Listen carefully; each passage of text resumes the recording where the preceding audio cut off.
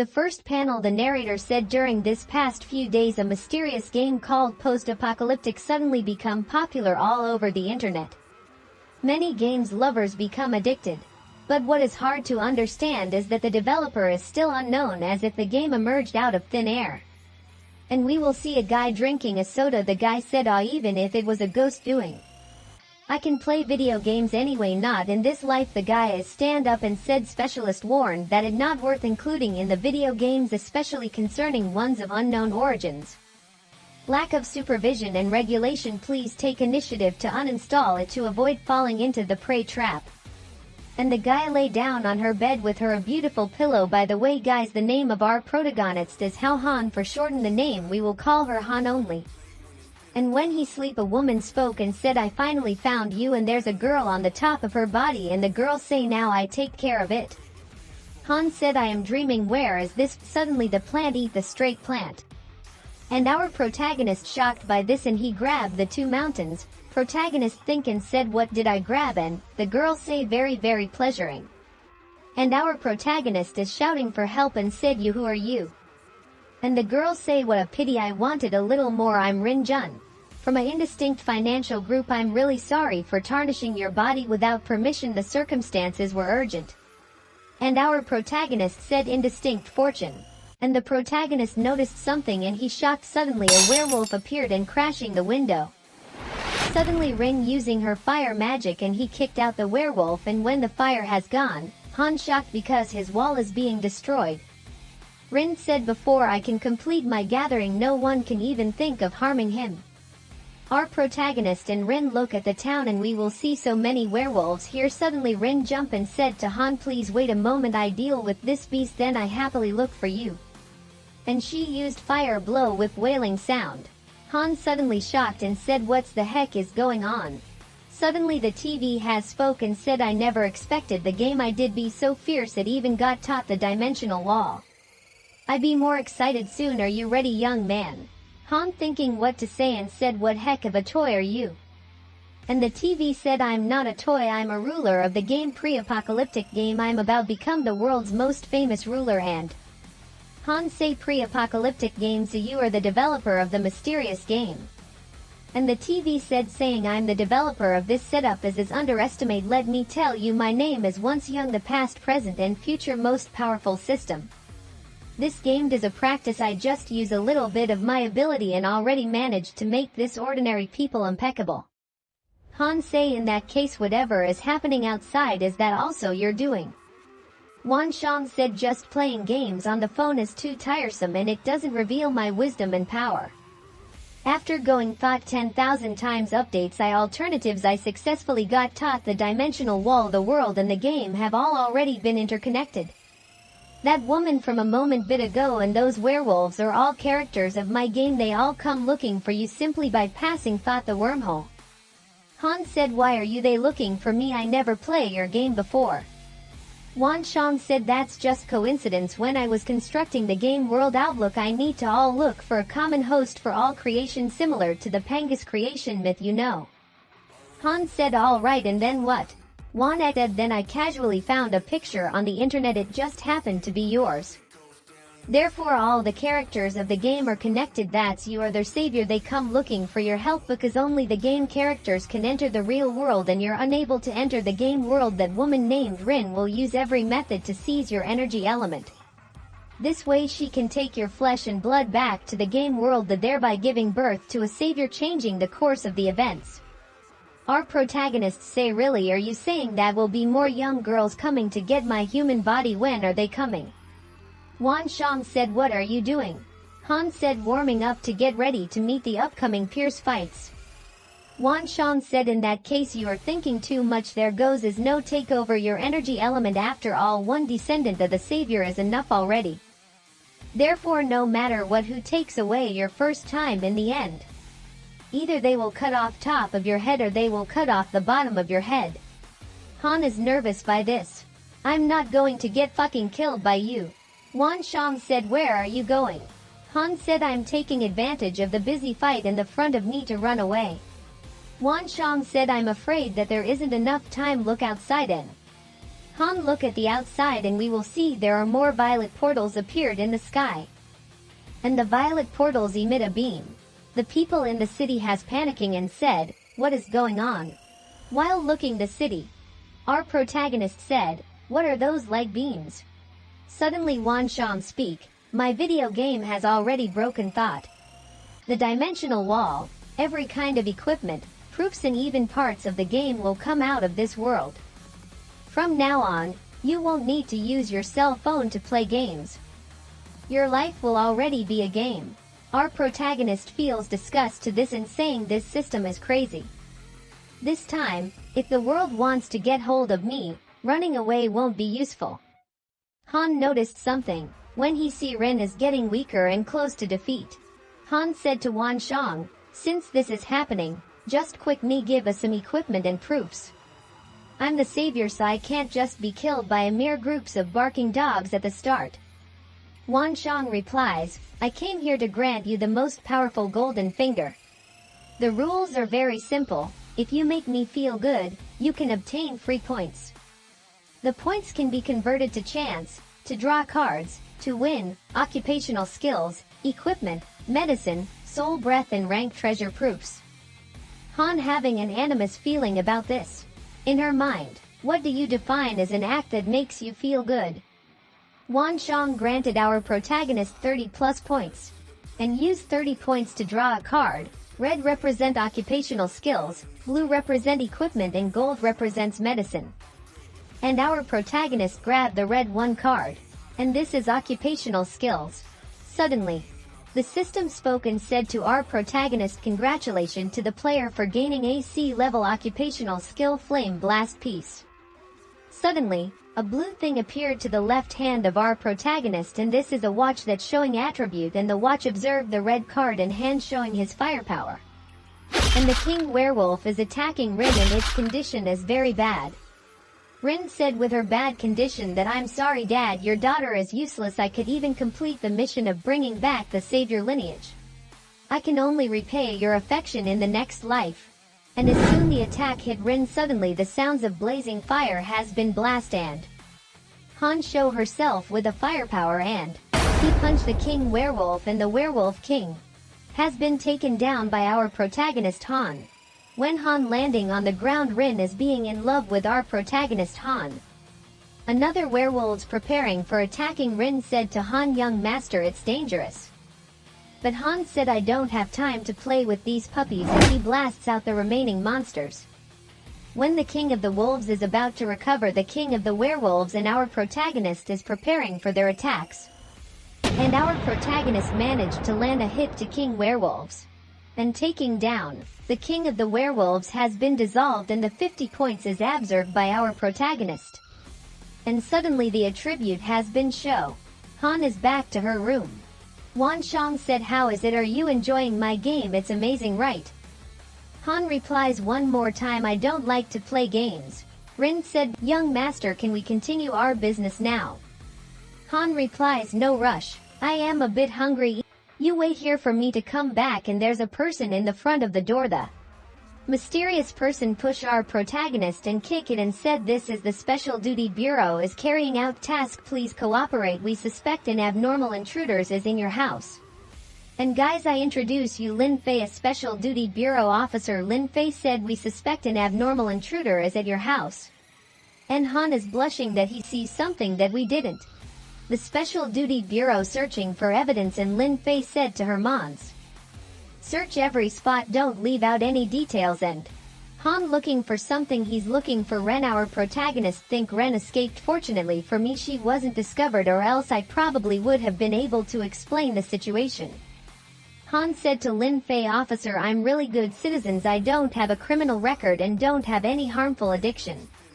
Our protagonist see the cell phone of officer Lin Fei. Wanshang is in the cell phone. Han slapped Wanshang but hit Lin Fei ass. People were surprised, our protagonist feeling unwell for what he did. Lin Fei angry and said, take this pervert back to the bureau. I want to personally inspect him. A few minutes later the bureau brought our protagonist inside the car. Inside the car, Han said to Lin Pei, police officer, I'm innocent, and while they're talking suddenly there was an explosion. There's a guy with a tentacles and different monsters and something else. Our protagonist said things are messed up, this world is messed up. Lin Fei is talking to someone and this is General Officer and said it's Lin Pei, the captain of Group 1. There are lawbreakers robbing the National Bank, please stop them. Then she throw away the phone. A few minutes later Lin Pei and our protagonist arrived at the Special Service General Headquarters. Our protagonist forced to sit. Han said, officers, how long do I need to wait? Han in his mind said, that dumb system really will kill me this time, I just tell them everything when I get the chance. I'm also victim. Wan Shang is talking to our protagonist in the form of CCTV and said, you fool, you obviously have the strength to knock out all of them, yet you're here, you disappointed me. Our protagonist feels angry and said to Wan Shang, if it wasn't for you randomly using my picture, I would have become the victim. It would have become the killing target of both worlds. Inside the office, the CCTV operator was surprised by what he saw. And we will see our protagonist in the CCTV monitor. Han is using dirty finger. Lin Pei is so angry to this and said, I never expect his psychological quality be so strong, very good, it looks like I underestimate him.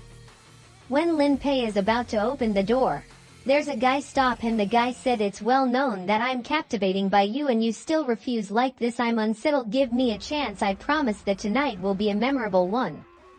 Lin Pei is angry to this and said, I know your nature very well, I'm not like some idiot that got pregnant by you, if you dare to harass me again I cripple you, and she entered the room and closed the door. Tang Xiao is so angry to this and the girls on her back said, Pop, he thinks he can use Lin Pei to establish a relationship with the director and climb higher, so low of him, this man is like that as a coward. Tang Xiao is feel so angry to this and said, wretched gossipy woman. Inside the interview room, Lin Pei said to our protagonist, tell me, what did you see in tonight's unknown invasion? Why did the first invasion have happens at your house? Han is reply and said, officer, I don't know what you're talking about. Lin Fei slapped the table and said, your house was destroyed by an external force, what exactly come and why did you they look for you? Han doesn't know what is going to say. Otherwise on the dark stairs Tang Xiao is here and Tang Xiao said, this thing is really useful, with this thing who would I taste? Lin Fei, I want this bitch to know the cost of humiliating me. And we will see the two girls police is lying on the stairs. Otherwise, on the evidence room, Tang Xiao is king for a material evidence. The police officer said, why did the director need the material evidence? Tang Xiao is said, I don't know about that. And where the unknown things we just brought back file? The police replies and said, they're over there on shelves number 19 to 21. Suddenly, the police has been shocked because Tang Xiao is stabbed him with just his hands. Tang Xiao is did something and said, you are all unique treasures. How could I bear to let you stay in this dark and depressing room gathering dust? Follow me to rule this world. Otherwise, there are police officers shocked by what they saw. And the male police see the dead body of the two girls police. And another panel, the director of special service Lin Wanshan, angry to Tang Xiao is because he killed his colleagues. The two police reporting to their director. They see in the CCTV, Dao Xiao killed the two girls. And another policeman entered, and said Dao Xiao has been found. He entered the evidence room 20 minutes ago, and he hasn't left. The two police replies, the evidence rooms, what could he want from there? Director Li Wanshan said, it doesn't matter what he wants, anyone with the audacity to kill their colleagues need to die. I personally give him the special service punishment. In the evidence room, the police are waiting outside to meet Tang Xiao, and their weapons is ready. The director said downstairs is under surveillance, he can't run away through the window. And the two police, ready to destroy the door. Suddenly, the door has been exploded. Tang Xiao showed and said, you gathered a lot of people, don't you all love working overtime? All police firing at Tang Xiao. But Tang Xiao used his body armor thing. The police said he's using the unknown things, and the police throw the grenades, and the grenade has been become ice. Tang Xiao is using his firepower thing. The director said, sound the alarm, evacuate everyone, and he ran towards to Tang Xiao, and ready to fight. Tang Xiao laughing, "Old man, you think you stand a chance against me?" The attacks of the two attacked at the same time. The immense power of fire is reaching the policeman. Otherwise, on the interview room, Lin Fei is choking our protagonist. Lin Fei said, "Are you going to confess what happened?" And the red alarm is rung. The police are panicking, and Lin Fei said, "What is going on?" The police replies and said, "Tang Xiao transform, quick run." Suddenly, the roof breaks a hole and Tang Xiao comes out. Tang Xiao is said, "My beauty, we meet again." Lin Fei used his gun and said, "You bastard. Our protagonist is cough." Suddenly he shocked. Tang Xiao hit Lin Fei and the door was broken because of it. Tang Xiao attempt to kiss. Lin Fei cannot escape from Tang Xiao's strong grip and Tang wants to harass Lin. Lin Fei is asking for help from Han. Han wanted to go, but Lin Fei stopped them because he called her. Han don't want to get involved in what's happening, that's why he said, "Don't mind me, I don't want to disturb you too." Tang Xiao reply, "Hurry up and fuck off." When Han was about to leave, Wan Shang stopped him and said, "You bastard, what kind of hero are you? Come at me if you dare." Tang Xiao got angry because he thought it was Han who spoke earlier. Han explained, "That wasn't me, the voice came from over there. Only Han can see Wan Shang, but other people cannot see Wan Shang, and only Han has the ability to see Wan Shang." Tang Xiao was really angry and told Han, "I give you one chance, fuck off." As Han was about to leave, Wan Shang spoke again and said, "You useless trash, you're impotent." Tang Xiao got angry at Han because Han said he swears it wasn't him who said that back then. Tang Xiao ran quickly and was about to punch Han. Han has now exercised his power and said to draw the cards. 3 cards came out. Tang Xiao was surprised because Han also had powers like him. Han took the red card and inserted it into his bracelet, activating the black dragon pillar. And this is how the fire of Tang Xiao and its great strength burned. But Tang Xiao managed to dodge Han's attack. Tang Xiao was surprised by Han's strength, as Han pretended to be weak. But it seems like Tang Xiao doesn't care, like he's just an ads in a game. Tang Xiao exerted power and summoned it. Han is angry at Wan Shang, saying that he did not ask for his power. And if I can see, there are so many occupational skills in his bracelet, how can I defeat Tang Xiao? Wan Shang answered, "You are chosen by heaven. Why are you afraid? Tell me what you want to skill." Lin Fei spoke to Han about what you and Wan Shang are to each other. Han replied that I was just an innocent person, and everything started when Wan Shang the computer came. He created this post-apocalyptic game, and all the characters in his game came into our world because of the dimensional walls. Lin Fei replies, "So that's why Tang Xiao has become powerful. This is good evidence for special service." Lin Fei walk out. Han spoke and said where he was going. Lin Fei will reply because she will visit her father, as only her father can stop Tang Xiao. Han said, "Is this your dad?" And we will see in CCTV Lin Wan Shan whose body is almost burned. Lin Fei was surprised by what he saw. Han is indeed stopping Lin Fei and is said to be calming down. Because outside there was a summon that Tang Xiao had earlier. Lin Fei said that only he can save my father. "I am begging you, I will do anything." Suddenly, Wan Shang interrupted the conversation, saying that they now understand the situation. Lin Fei should hurry up because Han is excited. Lin Fei asked, "What do you mean by excited? Is this how it is?" Lin Fei lifted her skirt. Wan Shang said that such things do not affect Han. For Han, Lin Fei is not attractive in his eyes. Suddenly, Lin Fei pushed Han and said, "I'm going all out." And Lin Fei took off her panty in front of Han. If Han sees Lin Fei's flower, we will see on Han's face the overwhelming joy. As if it were the last thing he would see in life, the scene cuts to the post-coital act between the two. Lin Fei, breathless, asks if that was enough, and the system, clearly elated, affirms it is satisfied. With that, an awkward silence settles in the room. The girl dresses again, and somewhat embarrassed, How Han tries to form an apology, but is interrupted by a notification announcing his level up, and the points received by the system as promised. In front of him, More cards appear, ready to be drawn. He then smiles. But just as he was about to choose one, the creature slams hard against the entrance door. Lin Fei becomes distressed, exclaiming that they had already been discovered. So then, with no time to think, instead of choosing just one of the cards at his disposal, Hao Han pulls all three at once. His eyes take on an electrifying aspect, and power flows through his entire body as diamond gauntlets emerge from his fists at that same moment. But Hao Han first orders the woman to duck, intervening by striking the wolfish spine of that monster with his gauntlets, instantly slamming it into the ground. Outside the establishment, Tang Xiao feels a strong tremor, wondering what that could be.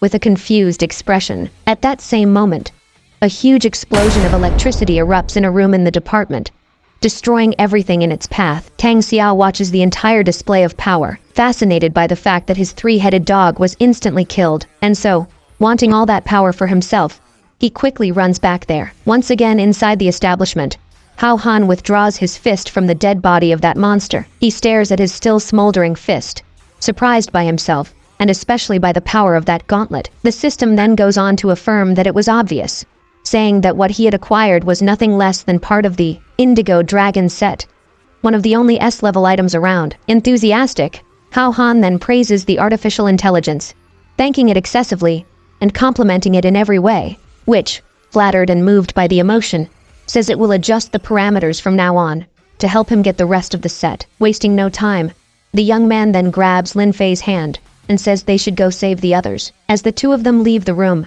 he observes that flattering the system apparently worked to manipulate it, opening a sly smile. But he is interrupted by a crystalline projectile being fired in his direction. Luckily, Hao Han notices it before it hits him and deflects the projectile with his gauntlet, complaining to the system for not warning him beforehand, to which it retorts, saying that he was the one who distracted it. Looking ahead again, who comes into his view is Tang Xiao. He praises the protagonist's tricks, proposing an alliance to dominate the world. But Hao Han sarcastically retorts, saying he's not interested in that kind of thing, and simply tells him to step aside. Tang Xiao doesn't take rejection as an answer, yelling that he'll kill him then, and fires 3 more crystalline ice projectiles in his direction. The young man prepares for combat, saying that he'll hold him off so the officer can save the agents. Lin Fei heeds his advice and leaves, telling him to be careful. Now alone against the antagonist, Hao Han defends himself from the projectiles, shattering them with a single strike from his gauntlet. But that attack was nothing more than a distraction. The young man is caught off guard when Tang Xiao appears right in front of him. He emphasizes that in combat experience, the boy doesn't stand a chance, and already wraps his fist in ice to aim a punch at his stomach. Barely, Hao Han crosses his arms and manages to block the punch. But the ice begins to expand, and he immediately realizes that this is not a good sign. After connecting his punch, the ice on Tang Xiao's arm spreads to the gauntlet, and covers the boy's torso in an attempt to freeze him. However, the man is surprised to feel something strange. His ice attack was unexpectedly absorbed entirely through the boy's gauntlet, and before he could even ask himself what had happened, Tang Xiao was greeted by a powerful draconic hook. The blow hits him squarely, and the entire sector explodes with its power, sending the antagonist flying beyond sight. Hao Han watches the damage caused by his attack, in shock. Not even he fully understood what he had just done. However, it was the system, with a smug face, that explained it, revealing that it was a gauntlet ability, and that it had returned the opponent's attack with 10 times its original force. The boy is immediately excited, bowing and sucking up to the system, but he is suddenly caught off guard by a wounded hand touching his shoulder. Directing his gaze to see who it was the enraged director, and he was preparing an attack. In another destroyed part of that place, Lin Fei was calling for her father, but she couldn't find him anywhere. At that moment, one of the local nurses notified her that the director had already woken up and had gone after Tang Xiao again. She was in the wrong place. Now, back to the protagonist. He is greeted by a punch from the director, which he narrowly dodges. That terrifying punch goes straight ahead, hitting the wall behind the boy, and destroying it with the sheer pressure of the attack. Hao Han wonders if that was Lin Fei's father that she spoke so much about. Looking back and finding himself perplexed by the crater the man had made in the wall, the director was shouting Tang Xiao's name, not giving him a moment to breathe, and already approaching with another punch ready. But the protagonist backs away, trying to flee, and explain that the old man had gotten the wrong person. But it was all futile. Nothing reached the ears of that man, or rather, until Lin Fei's sharp voice reverberated through the space, alerting her father that the man wasn't Tang Xiao. And upon hearing his daughter's voice, the director finally halted his attack, regaining his composure as soon as he looked at her. Time passes. Ambulances arrive to assist the wounded from the incident. Afterward, everyone goes to the director's office, where an agent delivers a report on all the casualties of the attack. Hao Han then asks the agent where Tang Xiao went after that, but he responds that despite the searches, they couldn't find any trace of him. The director becomes frustrated, vowing to bring him to justice eventually. Returning to the topic, back to Hao Han, asking if he was capable of calling the system he had mentioned as being responsible for the incident. But the boy responds that he had already tried, explaining that it probably had no intentions of cooperating with special operations. The director then becomes serious, saying that if Tang Xiao, with only a fragment of the artifact, was capable of causing so much chaos,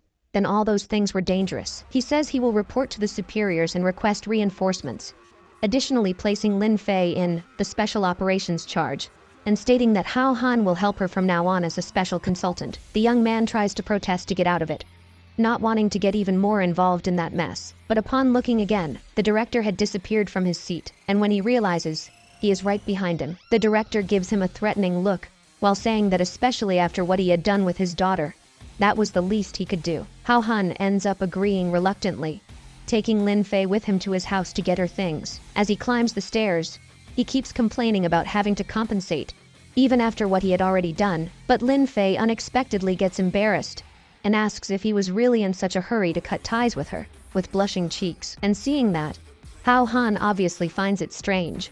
He wonders in what kind of world that was the same tough woman from before, and why she had suddenly become so soft and fragile. But he ends up putting that aside, guiding his hand to the door handle to enter his house, where he is surprised to see it so clean, and even more when he sees who was inside. It was Junkie, and she was the one cleaning the house. The woman with gray hair looks at her master sideways, asking if he had already finished his work. As soon as Hao Han sees that, he is shocked, questioning her about what the hell she was still doing there, before being interrupted by Lin Fei's screams as she entered the residence. She accused him of already having another woman while he tried to deny and explain what was happening, with the three of them getting into a brief confusion. Eventually they understood each other, and Hao Han went to get his things, moving to the new house provided by the security agency. It was where they would live from now on. Upon arriving there, Hao Han observes the whole place, praising how beautiful it was. Lin Fei tells him that his room is on the second floor, and that if he needs anything, he could call her. She then continues saying that Junkie would sleep in the basement in the meantime,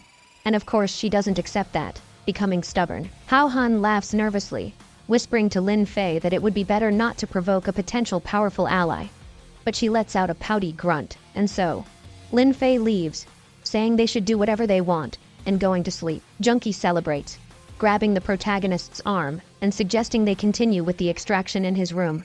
But even tempted, he refuses once again, making up the excuse of being exhausted. With the rejection, the girl feels offended, questioning if he is disgusted by her.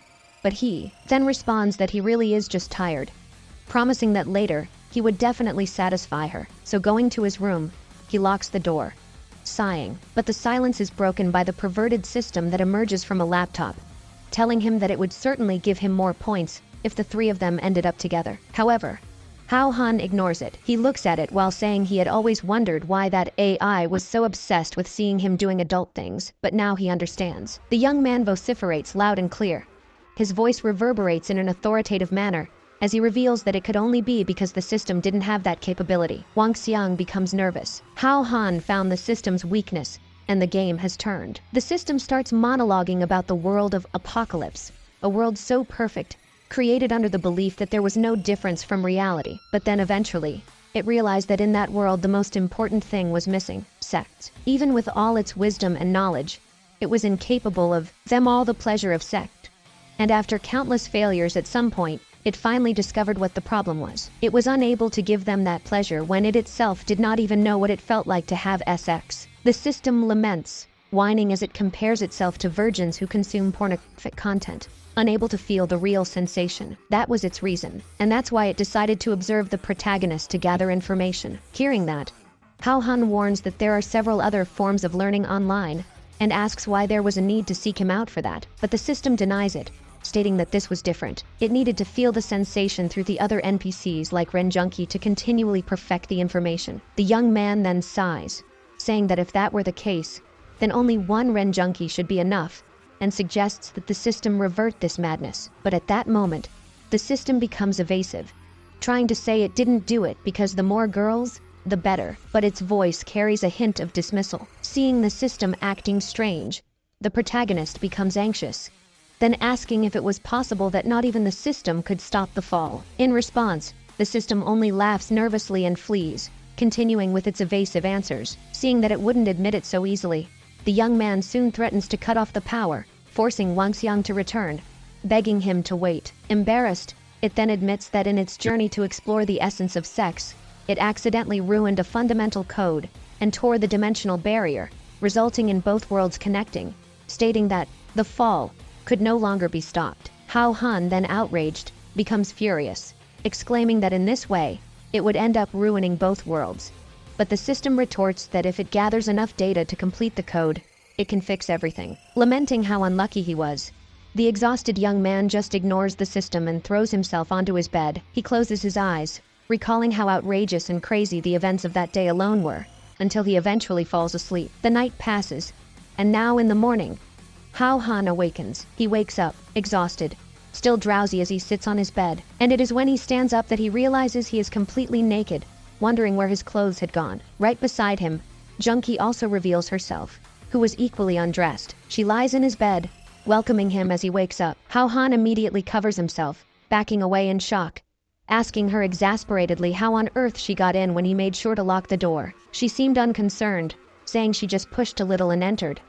But when Hao Han glances at the door, what he sees is a huge hole in it. At that moment, he realizes and wonders if she had collected his essence while he slept. But before he could ask her, she herself replies that he shouldn't worry, and that she only helped him undress without doing anything more than that. After all, according to her, he needed to be rested to ensure the quality of his essence. After that, Junkie gets up from the bed and dresses, saying she was going to make breakfast as she heads to the kitchen. As she leaves, Hao Han immediately sighs in relief, noting to himself to take more security measures.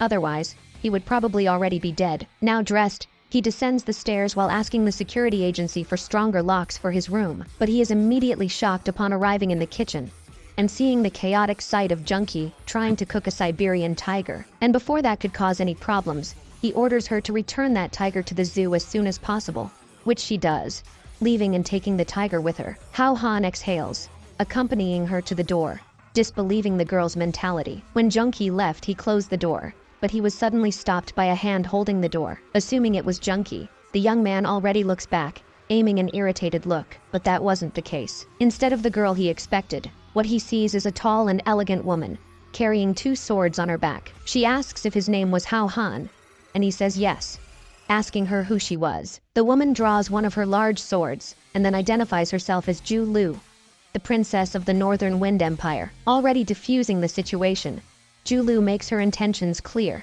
stating she poses no danger, and that she only wanted something from him. The story cuts to a monologue by Zhu Lu, who claims that throughout the vast continent of Apocalypse, the Northern Wind Empire was the most powerful nation, with vast territory and an unstoppable military at its disposal. Everything under the heavens belonged to it. However, half a year ago, the empire was attacked by demons. The prosperous capital was reduced to ashes, and the kingdom's elite forces were annihilated. After that attack, Zhu Liu sought a way to defeat the demons, and the only remaining hope was to recover the sword that once established the Northern Wind Empire once again. The sword of the kingdom's draconic guardian, and Zhu Liu reveals that that person was her great-grandfather in the past. Hao Han didn't seem very convinced, but she continued anyway, saying that only through the Hao lineage could she cultivate the hope of restoring the kingdom. Hao Han tries to hide his distress behind a laugh, saying that he had no problem offering her his essence, as long as after the collection, she would just go away. But the woman says that the demons are also searching for his whereabouts, since he also holds the secret to breaking the last seal. And so she states that once she performs the collection, she will personally send him to the other world, whether he likes it or not. Hao Han is outraged at how irrational everyone is, but is interrupted by the woman who brandishes her swords, making several slashes through the air. The slashes traveled toward the protagonist, tearing all of his clothing in a single attack. After stripping him, the woman is particularly surprised by the size of his colleague, stating that it was to be expected from a descendant of the draconic general. After the attack, Hao Han slowly opens his eyes, realizing he was still in one piece, but not for long. Zhu Liu jumps into the air, and the young man asks her what she's doing. She ignores him, removing her pants, and then diving directly onto his kite, which was crushed on the spot. Both then proceed with the act of coitus, until they are interrupted by Lin Fei, who points a gun at Julu's head, ordering her to get down. She looks from the woman to Hao Han, asking him what the hell they were doing. Julu, seeing that woman, disdainfully questions the young man if she would be his legal wife, but he denies it. However, there was no time for that kind of frivolity. Lin Fei cuts off their dialogue, stating that the outside was in complete chaos. Hao Han is surprised, but he connects the dots and concludes that if Julu had appeared, it was clear that the second fall had begun. He ignores the woman in his lap and quickly asks Lin Fei what the situation was. The woman continues by saying that the special operations had started seizing the artifacts, but a small squad was in trouble, and the director wanted him there for the rescue. Hao Han then nods, saying they should go immediately, but is stopped by Julu, who imposes her will and says that he must give her his essence right now. However, the young man does not waver in the seriousness of his expression, saying that if he doesn't want to, then she can try for as long as she wishes, but she will never succeed in the collection. Julia was fascinated, stating that in her novels, no man was able to last that long, but the aforementioned only gives a smug smile, asking her if her so-called novels had ever mentioned a man with the same size as his.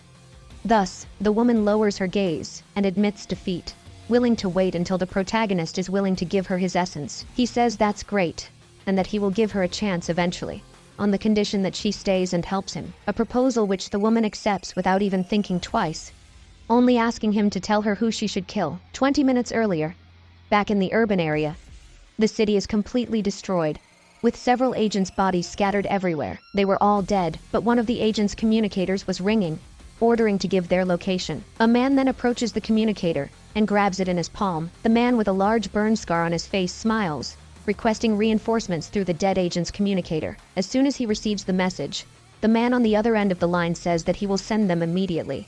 And that's when Tang Xiao reveals himself. He was not alone. Now guys, did you like our manhwa review? If you like this, please like, share and comment down below. I make the part 2 if we reached 5k views of this immediately for you. You guys, see you in our next video.